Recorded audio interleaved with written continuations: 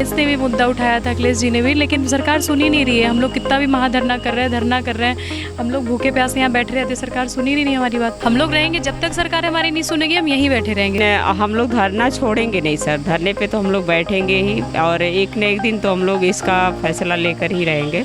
इनकी जांच करनी चाहिए। अगर हम लोग एसआईटी की जांच मांग रहे हैं तो उन एसआईटी की जांच करने में प्रॉब्लम क्या है। जो हमारा धरने का 64वां दिन हो गया है और 21 अप्रैल से हम लोग लगातार बैठे हुए सिर्फ एसआईटी की मांग के लिए, जो सरकार बिल्कुल नहीं सुन रही है, बिल्कुल जागरूक नहीं है। पता नहीं एसआईटी से उसको डर क्यों लग रहा है। अगर उसने ऐसा कुछ किया नहीं, कोई घोटाला उसमें नहीं हुआ है, कुछ उसमें बुरा नहीं हुआ है, स्कैम नहीं हुआ है, तो उसको चाहिए कि जांच करवाए। आखिर इसमें ऐसा कुछ जरूर हुआ है जिसकी वजह से वो डर रही है। इसमें भर्ती बोर्ड भी संलिप्त है और जिस कंपनी ने एग्ज़ाम करवाया है, सीआईटी कंपनी, वो भी इसमें संलिप्त है। ये दोनों ने मिल के इतना बड़ा घोटाला किया है और इसके प्रूफ हैं, जैसे कि वो क्या बोलते, सबसे पहले बता रहे कंपनी के बारे में। एक लड़के ने 59 सेकंड में 60 क्वेश्चन सॉल्व किया। अगर आंसर की भी उसने रट ली होती, ABCD जैसे किया जाता है, तब भी 59 सेकंड में 60 क्वेश्चन नहीं हो पाते। एक क्वेश्चन करने के लिए कम से कम 10-15 सेकंड तो ज़रूर लग जाते हैं। तो इससे पता चलता है कि कंपनी उसमें बहुत अच्छी तरह से संलिप्त है। और एक ऑडियो भी वायरल हुआ था पैसे मांगने वाला कंपनी की तरफ से, कंपनी का। और भर्ती बोर्ड के बारे में बताना चाहती हूँ कि जब आंसर की आई थी तो उस समय ये मुद्दा बहुत ज़्यादा उठा था कि इसमें मतलब कुछ लोग 160 में 159, 158, 155 इतने ज़्यादा क्वेश्चन सही किए थे। तो उसकी वजह से हम लोगों ने ट्विटर कैंपेन चलाया था कि मतलब इसकी जाँच होनी चाहिए। तो भर्ती बोर्ड ने एक नोटिफिकेशन जारी किया था और उसने कहा था कि ऐसा कुछ नहीं है, ये भ्रामक अफवाहें फैलाई जा रही हैं और ऐसा करने वालों पे कार्रवाई की जाएगी। ये पूरी फेयर तरीके से हुआ है ये एग्ज़ाम, इसमें कुछ ऐसा नहीं हुआ, कुछ भी बुरा नहीं हुआ है। मेरा नाम पूजा गौतम है।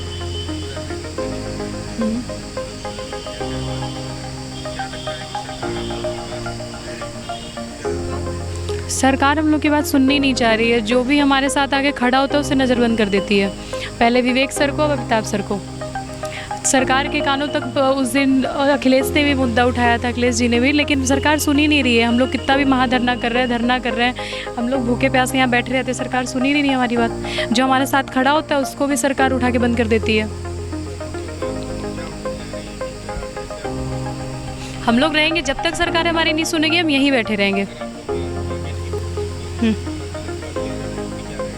हम लोग यहीं बैठे रहेंगे, शांतिपूर्वक बैठे रहेंगे, इको गार्डन में ही बैठे रहेंगे जब तक हमारा मांगे पूरी नहीं हो जाती हमारी मांग, हम यहीं बैठे रहेंगे। जी सर, मेरा नाम शांति है। आज 63 दिन हो गए सर।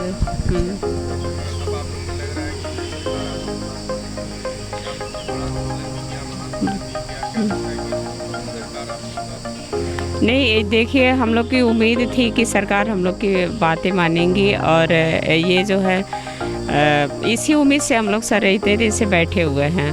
और ये उम्मीद भी है सर कि इतनी बड़ी धांधली हुई है तो ये इसको आंख बंद करके तो नहीं निकला जा सकता है।